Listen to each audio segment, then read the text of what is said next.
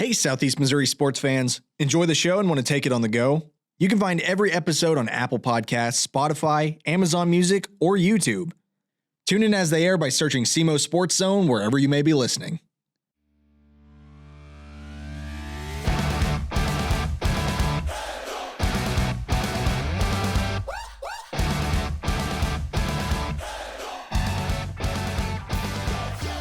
Welcome to the SEMO Sports Zone presented by A-Corp Sports. It's week 3, David. It's over. What'd you think about this week? Just not a lot of great games this week. Some okay games, but things have kind of looked like last year. Yeah. I mean, your top still the top they were last year, and we're just kind of almost a repeat of last year right there at this point. It's maybe the most lopsided week we've had in a while, and one, that's kind of unfortunate, but two, I mean, was there any game that stuck out to you that was just like, all right, this was a good game? The game that was on Saturday, the Scott City Haytag game, that was a pretty good game. For the most part. Obviously, the Jackson Edwardsville game, that was exciting. But, for the most part, you look at the games on here. Saxony played an exciting game against Sparta, but that's, kind of, it's a little bit out of the way. Long way from here. So, you really didn't get many eyes on that. So, yeah, not a ton of great games this week. But, again, we're just week 3. We're still early in the season, and we'll see some good games coming up. Yeah, well, let's just go ahead and get into scores. Like you said, Scott City Haytag, 52-38. Yeah, Scott City dominated line of scrimmage in this game. I've been bullish on Haytag all year. I'm kind of coming off that a little bit. I thought their line of scrimmage was a little bit better, but Scott City just completely dominated. I mean, Underwood had over 300 yards, 6 touchdowns. I mean, that's a heck of a game. Yeah. Haytag injury to their quarterback, but they were already behind whenever he went out. So you can't say that that's why they lost that game. But Haytag shows they have that explosive ability, but they just can't get rid of the turnovers and the penalties. I think they're up to 14, 15 turnovers this year already in just 3 games. That's a lot. That's a lot. And a lot of penalties to go as well. They've got to get that stuff cleaned up if they're, if they're going to, do something when it comes to district time. On the flip side, though, you look at Scott City, they rebounded real well from that Kelly loss. They looked like they were fired up, ready to play. And, they just kind of, like I said, dominated on the ground, did what they needed to do. And they've got a good, 1-2 punch with their quarterback, running back there. So that's that's a good football team. Yeah. I think for Scott City, the thing I noticed the most is whenever they lose, they come back and rally.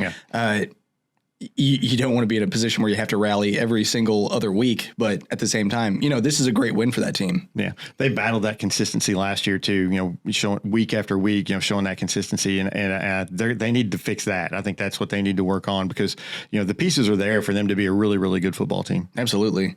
Moving on, we got St. Genevieve at Kennett, 29-15. Yeah, Kennett kind of ran into what Dexter ran into last year in the district championship game, a quarterback named Luke Ferranto. He kind of went crazy on him. He had 185 yards rushing, about 100 yards passing. I mean, he's a very good quarterback, and Kennett just kind of struggled containing him. But Kennett, again, they're much improved from last year. They were in this game. I think they were in this game into the fourth quarter. St. Gen just pulled away. A lot of penalties kind of hurt Kennett again, but Ty Jones looked good again. Made a couple of good touchdown passes. They're improving, and that's something that I think Coach Wyatt will take out of this game. Yeah, you don't want a loss on the season like this, but at the same time, you have to look at it big picture wise. Look at last year. Look at how much you're improving now. I think that's the biggest thing to take away. Yeah, and they've lost to 2 good teams. Paragould and St. Genevieve. They're not. I mean, they are good teams. Right. It's not like they're chopped liver or anything. Yeah, I mean, it's just a situation where we need to see them play more local teams, and then we can kind of judge more off of that. Yeah. Moving on, we got Crothersville at Duquesne. Duquesne. Yeah, that game, Crothersville had no problems in this game. 52-3. Yeah, 52-3. They ran early on. This game actually ended early with 6 minutes left. There was an injury on the field goal, which Duquesne hit. I think their holder, who's also their quarterback, kind of got hit incidentally and was knocked out for a long period of time. And so they kind of called the game with about 6 minutes left in that game. But just, you don't want a game to end like that. No. But Crothersville had it in hand. They did what they wanted to in this game, and they just keep improving. We'll see how good they are this week coming up when they play Sykeston. That'll be a good matchup, I think, for both teams. But, Crothersville, they got that big playability. They can run the ball. They can throw it a little bit. They're good, just like last year. Absolutely. What I think Crothersville we're noticing is we might have been a little bullish on them at the start too. There was some kind of just questions about like, did the pieces you lose, is that going to matter going forward in the season? But I think they're just getting better as the season's going forward. Yeah, I agree. And I was high on them when the year started, and nothing has changed there. Next up, we got Father Tolton Regional Catholic at East Prairie, 58-0. Yeah, East Prairie. We talked about it last week. That this is just a mismatch from the start. Father Tolton is really good. They're a bigger school. Which it's so strange because I don't know why it seems like a lot of teams in the area are all playing Father Tolton all of a sudden. Yeah, I don't know either, but there's something there. Obviously, it's there's a connection or something, and Father Tolton just kind of had their way with East Prairie, and you kind of thought that may happen. East Prairie, they'll regroup a little bit and come back against Dexter this week, but that's a tough start to the schedule for East Prairie in their first 4 weeks. You got Scott City, out there. You've got New Madrid, then Father Tolton, and then Dexter. That's a tough start to the season for a team who's young and low on numbers. Yeah, and you got to think for Coach Penrod, it's where you bring that morale up at, just because you're right, it is a young squad, and this is several hard games one after the other, and it's just going to become one of those things of like, all right, shape up and get back in there. Yeah, absolutely. And I mean, you can tell that he's got the culture there. They play hard, they're not, but this is a game that they were just out, mismatched right from the beginning. And we're going to continue to see that. And I don't know. It's just one of those things where even when it comes to football, this is a tough team. When it comes to basketball, this is a tough team. Yeah. So I don't know why everybody keeps scheduling Father Tolton, but maybe consider that next year. Yeah, no kidding. All right, and then we got Jackson at Edwardsville, 33-28. Yeah, Jackson. They built a big lead in this game. Scored early. Kind of had to hold on. I'm just really impressed. I know they gave up 28 points, but I'm really impressed with their defense. Their defense. Here, Jackson, you just think good offense. They've had that for years and years. But I just feel like this year's team defensively is really good. They had 4 interceptions in this game.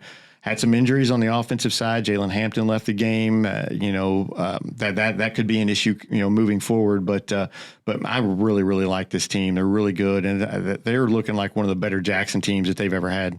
Yeah, on offense too. Parsons, 252 yards. 2 touchdowns. The only thing that's, it's a sticking point right now is 14 offensive penalties. Yeah, and that's going to be an issue, especially when you go up into another state. You're playing with their different officials. Sometimes that can happen. That's something that coaches will work to clean up. I'm not as worried about that with this team as I am, making sure you stay healthy.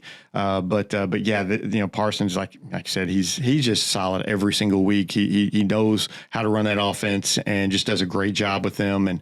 And it's just a really, really good football team. Yeah. And 3-0 for the first time since 2021. So, and last year, tough 3-0 too. Yeah. Those are tough. Because this was like the hump for Jackson last year. Yeah. And, to already be over it and to kind of, I'm not going to say it's going to be easy street the rest of the season, but at the same time, your opponents around here are going to be kind of, easy pickings for you. So I think for Jackson, it's a really great season already. Yeah, it is. And a great start. And you just, want to make sure you kind of maintain that. And we'll see. They've got a big game coming up this week again. Absolutely. Next up, we got Donovan at Kelly, 0-14. Yeah, this was just kind of an ugly game, but that's what Kelly likes. They're going to drag you into these type games, and they kind of play a slower, more methodical style. They like to run the ball. They scored like on a first play from scrimmage, and that's all they really needed. And they just kind of wear you down. Defensively, they're going to be solid, and that's what they are. Donovan, just too many turnovers, a lot of turnovers, but you can see that improvement with them from 2 years ago. I still like what they're doing with that program. I think, they're in these games where 2 years ago they were just getting blown out of all these games. But they're in these games and they're fighting. That you can see the fight with them. They just weren't able to get through that Kelly defense. That Kelly defense is solid. That line kind of dominated and another good win for Kelly. Yeah, Kelly seems like such a frustrating team to play against. Yeah, I always say it. They always remind me of the old Steelers. They're just a solid team. They're going to be good defensively. They're going to kind of grind it out offensively, and that's just what I've always kind of thought of them every time I see them. And they're good, and they're going to drag you into their game. Yeah. Moving on, we've got Dexter at New Madrid, 36-20. I think we think we upset the Dexter coaches a little bit by saying they couldn't pass. I think they threw like 3 of their first 4 plays were passes. One of them a big touchdown.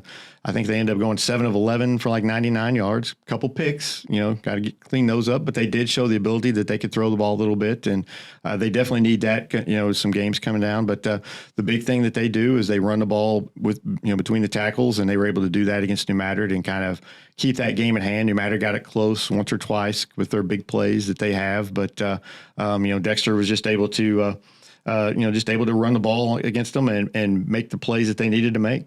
Yeah. And, I think for Dexter at this point, obviously get your throwing game up, and you're doing that. And that's great to see. Consistency. I think that's the thing you need to work on. But at the same time, your run game. And if you can pull out games like this and run the ball when you need to, throw it when you need to, Dexter's always going to be solid in this position. Yeah. And, the ability to throw the ball, we talked about that, that's going to help them later on, in games, Park Hill Central and games, as you get into districts, that's going to be a big thing. But you've got a long time to work that out and to get that in. And they did show the ability to throw the ball a little bit. For New Madrid on the other side, they have that big playability. Their quarterback, is showing the signs he can throw a really good deep ball. Defensively, though, they're just not able to stop the run. That's in all 3 games they played this year, they've just struggled stopping the run, and that's something that they've got to get cleaned up. If they can get that worked out, they could have a really good season, because you start to have some winnable games coming up here in the future for New Madrid. For sure. I wanted to mention too, just Devin Turnbow. What an athlete! Yeah, he's really good. He can catch the ball, but he's obviously good at running the ball. He's got some speed. Plays good defensively. I mean, he seems like he never leaves the field, but he just does so many things well for them. He does. I like him a lot. And then just as a replacement for Jet Grahams, how's Jason Hrvojevic doing? He's tough. I really like him. He's just strong. He never stops grinding. He's just really a really nice running back, but he also is a really good linebacker too. He's just kind of the epitome of a football player. I mean, he just does he's got the look too. Yeah, does a nice job. And you can't, I mean, he's been, he's not Jet Grahams, but he's certainly not, he's certainly definitely filling that role right now, and does a nice job. And they've got some other guys. Wernick is another one. Passley is came in and given him some big runs in the last couple games and looks good. So, they've still got weapons there that, everybody kind of thought they lost, a lot, but they're replacing with a lot of good players. For sure. Moving on. Okay. This one's a little bit weird to me because I didn't get eyes on it. Confluence Prep at Portageville, 0-13. It was a forfeit. Confluence Prep forfeited this game. I'm not sure the reason why, but it's a game that I think Portageville would have liked to have played. I think they could have won this game outright. And I think Portageville really needed that for confidence and stuff. But for some reason, Confluence Prep forfeited the game. So. Yeah, I mean, what do you talk about? I listed the score because that's just what Misha posted. Yeah. I didn't want to be remiss and not include it, but yeah, I don't understand. I never heard a reason, but it's you get that sometimes with the schools up there. I think Confluence has someone else on their schedule later on around here too, so we'll see what happens. But maybe they just don't have enough for a team or something. Sure, yeah, and you're right. For Portageville, it's you want more games on the season, you want reps, and that was a game you definitely wanted to play. And it just kind of sucks that you just don't get that week. Mm-hmm. But moving on, we've got Cape Central at Sykeston, 33-14. Yeah, I was at this game. Cape Central just dominated the line of scrimmage. Man, Sykeston, they would take the snap. Pierce Baker, if his first read wasn't there, he had to scramble. A lot of times his first read, he didn't even get a chance to get to that. They just, broke through that line, and Coach Gibbs had a great game plan to take away Atkins, and he didn't even get a touch until the third quarter. Cape Central just dominated, I thought, this game. You think with Boyd going away that you're not going to be able to, you struggle offensively, but they had Torrance Murray came in. He had a huge night, 151 yards. And they just replaced guys there. And, their quarterback got dinged up at the end of the first half. Hopefully he's okay, but he looked really good. Little sophomore, Aiden McGuire. He looked good. Cape just looks good. And Coach Gibbs does such a great job with them, having them ready to play and schemed up. And Sykeston just struggled. There's a couple big passing plays from Sykeston, but for the most part, Cape kind of ran this game. I don't know. Sykeston just looked kind of anemic on the field. Yeah, it was, and Cape just took them out of everything they really wanted to do, and Coach Vickery was kind of running the team while Coach May's away with some health issues, and it just not. You have this stuff schemed up. We know that he knows how to coach and scheme things up. It just didn't have the time to do it. Cape just was in that backfield, and I think Dexter in the second half against Sykeston you kind of saw some things that Sykeston maybe kind of struggled with. I think Cape jumped on that and took advantage of that right off the bat from the start of the game. Some turnovers for Sykeston, just some ill-advised turnovers. And a lot of it is because they were just under pressure, constant pressure the entire, especially the first half. And so, I think Cape had a lot to do with kind of the sluggishness. Moving on, we've got Charleston and Malden, 48-14. Yeah, this was a game for a while. It was kind of surprising. I saw the halftime score. It was 12-0, and Malden kind of showed the ability to stay in it. They stuck with them for about 3 quarters before it just kind of snowballed. But Charleston, it was a good coming home party for Kirby. He went to school there as a freshman, and he had a big night. A couple of touchdowns, and he looked good. I like him. He's a nice little quarterback for Charleston, and it's Charleston finally kind of put it together there in that second half. Yeah, and for Malden, getting your first points on the season, and it was 2 big throws, and I think that's important. And just moving on, I think Malden's got a couple games they have a chance to win, but this was a game that I felt like I don't want to say it improves your confidence just to be able to get on the board, but at the same time, it is a big start to the season at that point.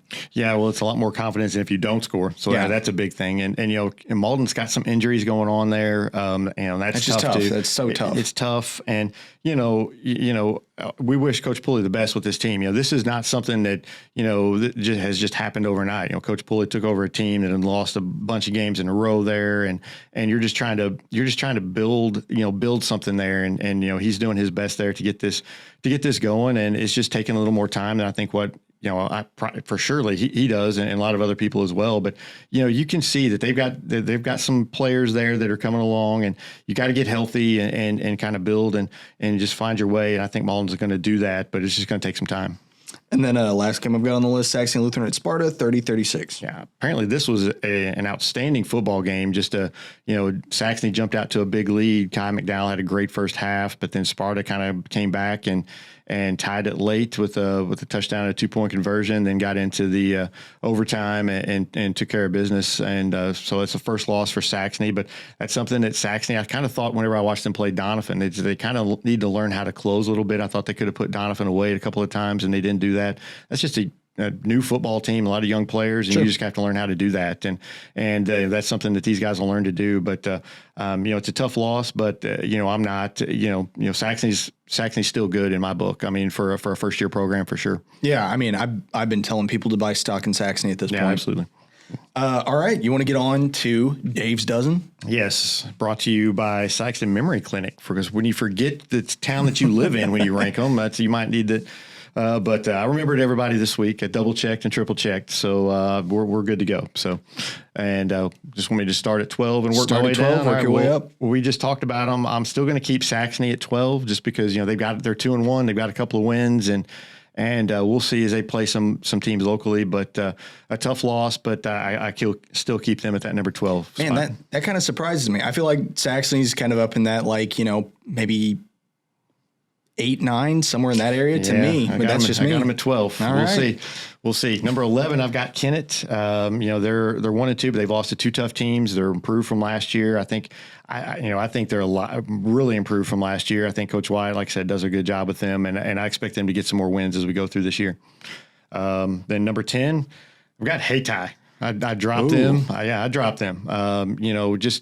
Just and as you see, as I rank these, they lost to Scott City, so Scott City's got to be above them, and so you've got some other situations with that. But Hayti is a team that I think could jump up there, but I don't know how long their quarterback's out. That could play into it as well. They've got to clean up these penalties. They've got to clean up these turnovers, and right now they just don't look like they have that ability. They have moments where they look really, really good, but they also have moments where they look like a really young team. And, so I'm going to rank them number 10. No, I think it's harsh, but fair. Your quarterback going out, that's a big thing, especially around here. There's not a lot of backup QBs in a lot of places. So, we're going to have to see how the next couple games go for Hayti, but right now I think dropping them down a little bit in the rankings, maybe not as far as you did. Yeah. But Yeah. hey, that's your list. Well, you got to have them under Scott City, and I've got Scott City at 9. So there's, that's one reason. I mean, Scott City just beat them, so Scott City's got to be ranked higher in my book, and so I've got them at 9. And then the reason Scott City's at 9 is because I've got Kelly at 8, and Kelly, beat Scott City. So just 2 weeks ago. So I'm just kind of doing the transitive property there of who beat who, and but I really think that any of these teams like 6, on my rankings 6 through 10, I think you can kind of just put them in a hat and just pick them out, and they'll change a lot week to week, I think. All right, moving on. Let me see, where are we at here? Okay, so Kelly was 8. 7 is Charleston. I've got because they beat Kelly. So we're sticking with that. Charleston's 2-1. I know they kind of struggled with Malden early, but they did pull it out and ended up winning big. Charleston we'll see how they play moving on. They've got some tough games coming up. That's my number 7 team, and number 6, I've got New Madrid. I know that they lost to Dexter, but they didn't look bad doing it. They played Cape close. They 2 scores they lost to Cape. They lost by 2 scores to Dexter. They're playing them close, and so I think New Madrid's getting ready to go on a little roll here, some wins. So I've got them at number 6. I could definitely see it.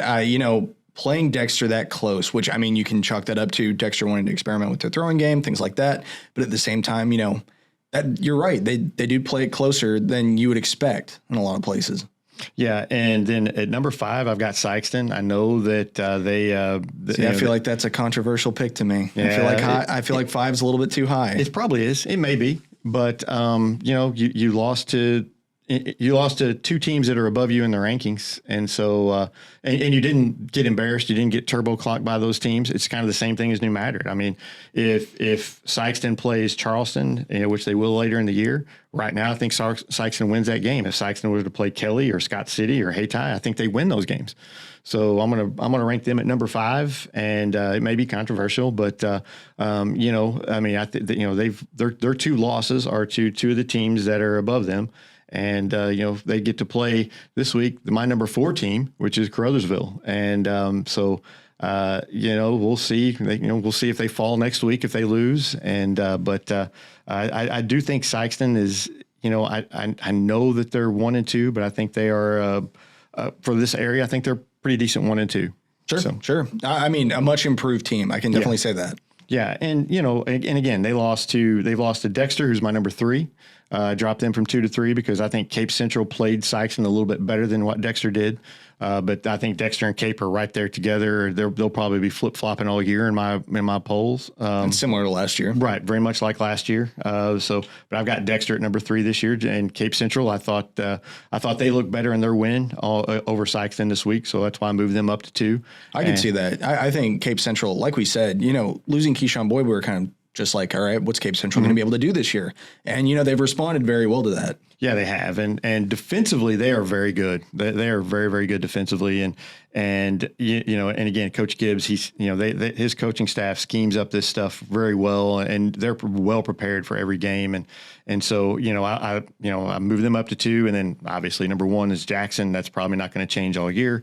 So we'll keep them up there at number 1, and that's this week's poll. All right, sounds good to me. I don't know, a couple picks I would disagree with, but that's the beauty of polls. It's your list. All right, let's move on to upcoming games. Got a few on here to be excited about. Let's start off with Porterville at Scott City. I'm going to go Scott City here. I think they continue to build off the win this week. I think Porterville. It would have been nice for Porterville to play this last week and get some. Get some more game experience in. You do have a week off to kind of rest and everything, and I'm sure they got eyes on that Scott City Hayti game, so I could scout them up. But I like Scott City. I like Underwood as again 300 yards, 6 touchdowns against Hayti. That's pretty good. I think he has another big game, and I like them over Porterville. Yeah, we saw this game last year. It was at Portageville, which that's usually where Portageville plays its best. And Scott City came in there, and it was a little bit like just kind of like Hail Mary attempts. It kind of got that win. But at the same time, this looks like a much improved Scott City team than it was last year. Yeah, I agree. Next up, we got Hayti at Father Tolton Regional Catholic. We're going to say Father Tolton rolls in this one as well. I mean, it's a tough matchup. A small school Hayti, you may be missing your quarterback. Again, we're not sure on his status, but man, that's a tough got to go on the road to Father Tolton and play. Yeah, I'm gonna go Father Tolton here all day. Yeah, it'd be very hard for me to see a Hayti win in this one. Anything's possible. But, Father Tolton right now, they kind of feel like a boogeyman around here. Yeah. Father Tolton, they're a tough out. Then this game you told me you're excited about, Jackson at Farmington. Yeah, Jackson going to go play their former coach, and Farmington's averaging about 53 points a game. I mean, of course, Coach Eckley is going to have that offense rolling up there, and I think he's got it rolling up there a little bit quicker than what a lot of people expected. This ought to be a good game. I think Jackson has too much. I think Jackson wins this game going away, but I think for a while this is a good game, and there's going to be a lot of excitement with this game. Again, Coach Eckley going up against his former team, and I'm sure some of those players still remember him, and of course that'll be some extra motivation playing this game. So I'm going to go Jackson, but I think Farmington puts up a good showing early. Yeah, it's going to be nice to see what Farmington does against a more local team, at least that we can have eyes on. If you're a Jackson fan, you're eating well this season. Yeah, I think these are the top two teams in the SEMO North. I know that we've got, we talk about Cape, but I think Farmington probably right now looks a little bit better than Cape does as far as, I mean, they're rolling, like I said, 53 points a game. They're really scoring at will, and that offense and their defense looks good too. It's going to be nice to get a good look at Farmington. We know they're going to be coming down to play Sykeston in a few weeks, so just exciting to get a glimpse of that team. Next up, we got Doniphan at Malden. I like Doniphan in this one. I know that this ought to be a good game. I really think this is going to be a good game. Malden has a chance to win this game. I just like Doniphan with that. I like their quarterback to Putman. I think they're going to connect on a few, and Malden. They need to get healthy. If they're healthy for this game, I like them a little bit. But I think Doniphan wins this game. I just think that they're a little more solid defensively, and I think this is a mid-20s scoring game, maybe a one-score game, but I think Doniphan wins it. Yeah, I think for Malden, for Coach Pulley, you got to look at what worked against Charleston and then kind of take that, barring that you're healthy and you've got all your weapons ready. I don't know. I'm going to take Malden on this game. I think it's like you said. I think it's going to be very close. It's going to be a one-score affair. Yeah, I'm going to take Malden. It very well could be. And good luck to Coach Pulley and them. That would be great for that program if they could get that win. Absolutely. Moving on, we've got Kelly at Kennett. This is another good game that's kind of sneaky good.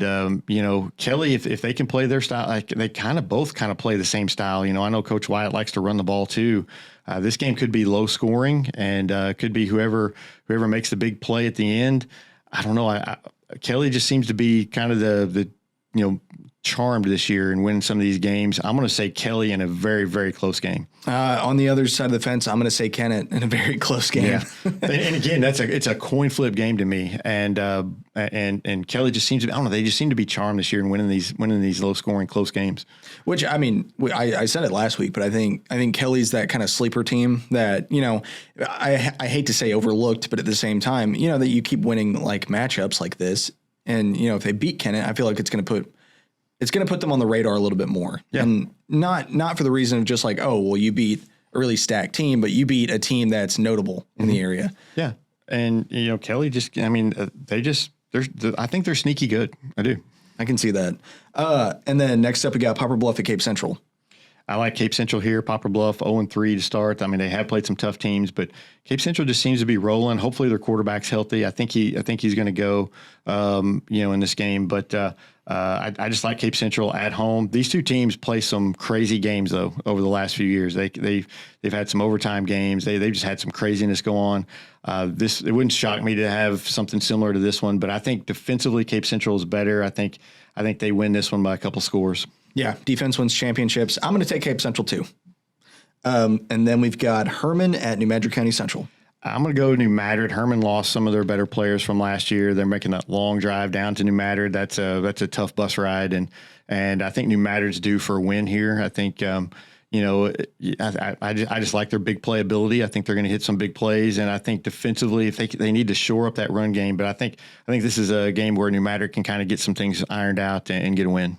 Yeah, I think New Madrid needs this win if they can get it, just to see what works at this point.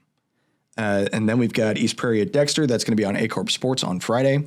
Yeah, I mean, there's going to be a lot of running in this game. I mean, I know Coach Penrod, I think, used to coach under Coach Jamerson.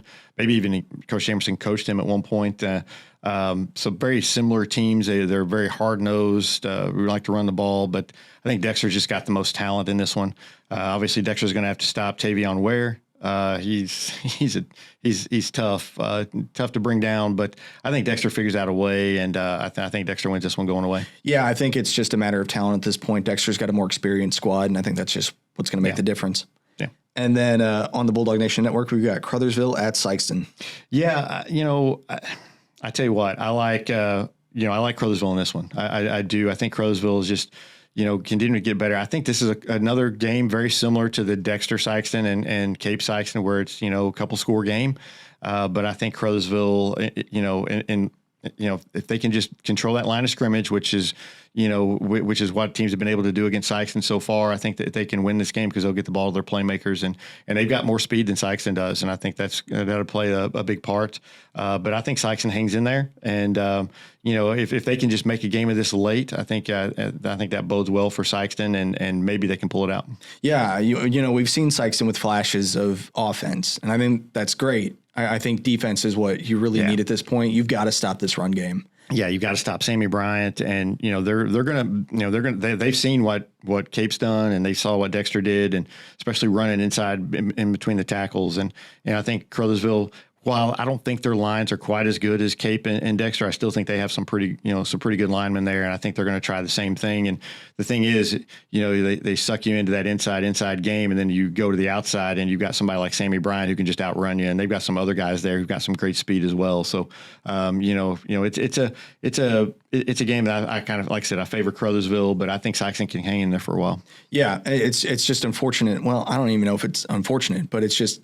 You're facing a team that's got a similar archetype than to the teams that you played the past two games, and it's your third chance to kind of figure out what works, what doesn't. But it's also just, all right, can you do it? Can you stop something? Yeah.